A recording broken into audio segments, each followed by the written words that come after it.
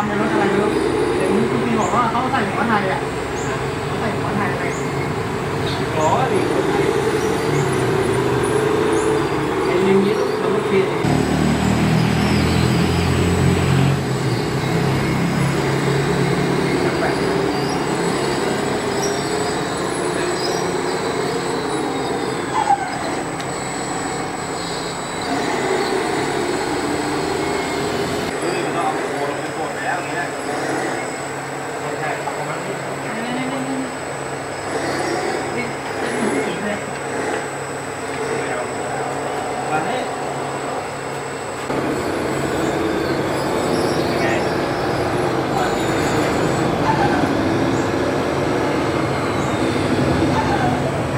ได้แต่ว่าของมันยัง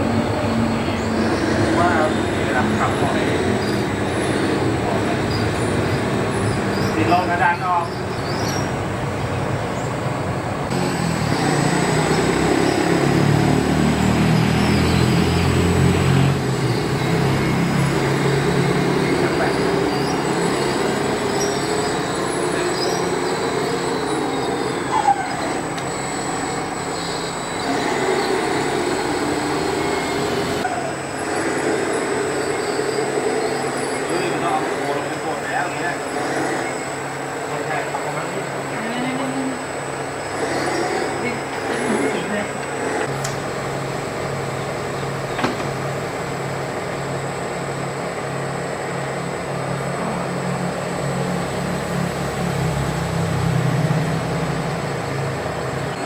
อ๋อตอนนี้ทำแล้วไม่มีใครดูไงมันดูวันนี้อยู่ไงต้องรอไปบ่ายไม่มีคนดูแบบนั้นเลยถ้าไม่ได้มันมีใครดูเอาตัวแรงแล้วอย่ามาทานแต่วันนี้ถ้ามันดีขึ้นมาเนี่ยที่เราทานอันนี้ตัวอะไรมาเนี่ยเนี่ยโอ้ต่อเข้ามาเขาทำมาถึงร้อยเขาแรกมาใหม่เลยเขาเล่นดนตรี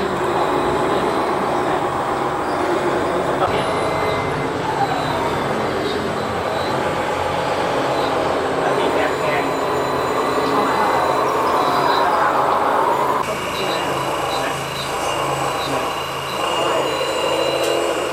อ๋อแม่ไว้เลย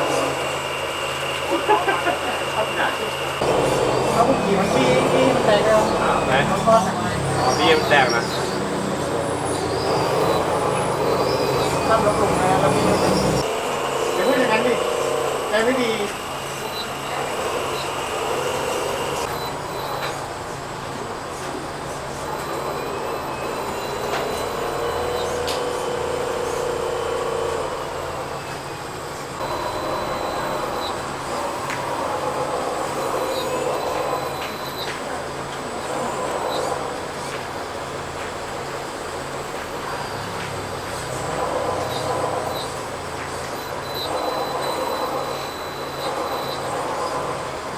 พี่ไม่เอาดำนี่มารถดำไม่เพียงพอ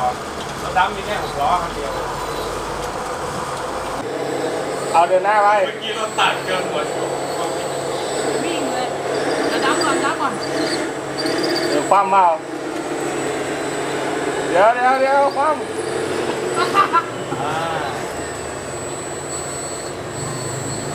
ดับเลยนะเนี่ยโอ้โห ดับตึ๊กเลย ใส่เยอะไป เป็นความปรารถนาของโชเฟอร์ เป็นความปรารถนาของโชเฟอร์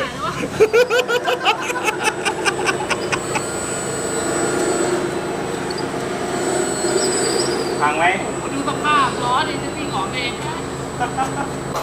ถ้าคุณไม่สนใจเลย โอ้เป็นไง เล่นได้เหมือนนะ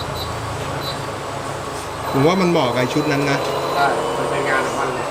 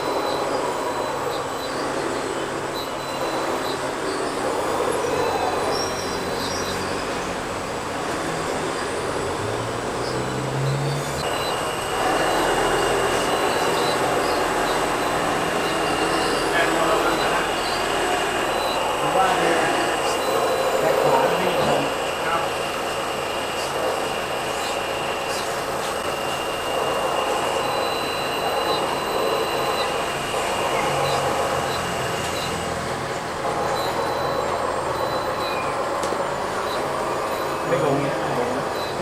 ติดก้อนใหญ่อยู่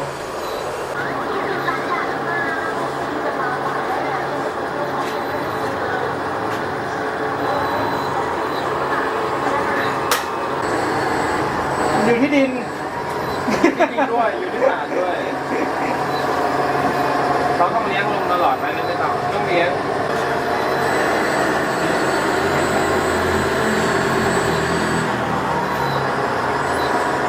ลิ้นผ่านแล้วสิตั้งลิ้นผ่าน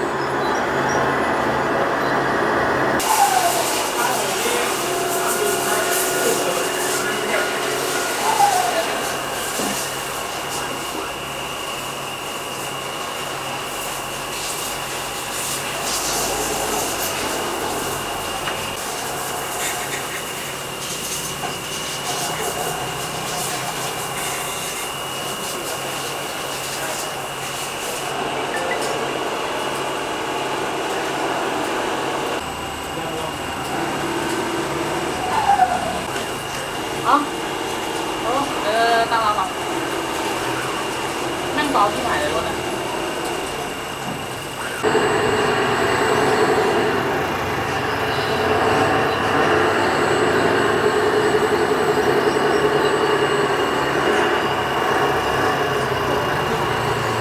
อย่างนี้มากชอบมาก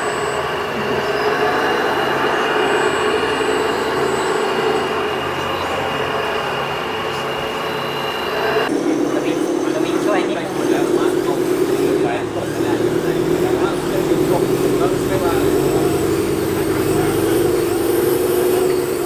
เดี๋ยววนกลับ ทางอย่างนี้นะ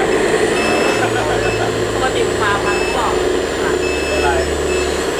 สายแตก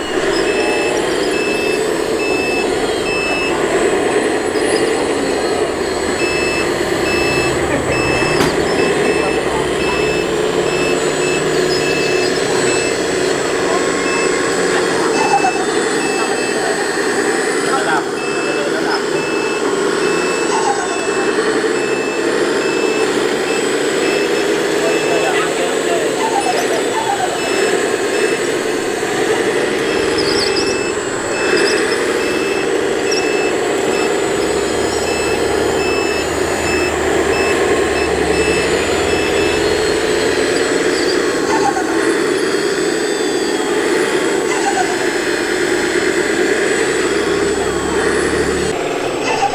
ต้องใช้ครับบอยที่ดูก็ที่ได้เลยจบไอ้ไม่ได้อะไรใช้หัวตัดไม่ใช่อย่าให้แบนหมดนะพี่อย่ามา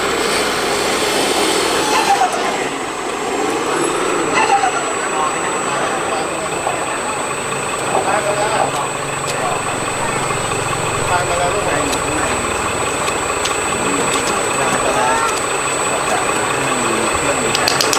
มันก็เลยไม่มีที่ไว้ละก็เลยต้องยอมตัดภายในทิ้งไม่มีภายใน เขาจะขับรถไปทางได้ มันเป็นรถที่เล่นไม่ค่อยดีเท่าไหร่ได้สอง ดีกว่านี้ก็ไปได้สบาย ตกแล้วไม่มันไม่ใกล้ วันนี้เขาตั้งคันไม่รอเลยนี่นะโอ้โหใจคอ ก็เอาพี่เอ็นใส่เต็มที่เลย ใจคอใจคอเที่ยวเลยนะเล่นสนุกตรงตอนล้างนี่แหละ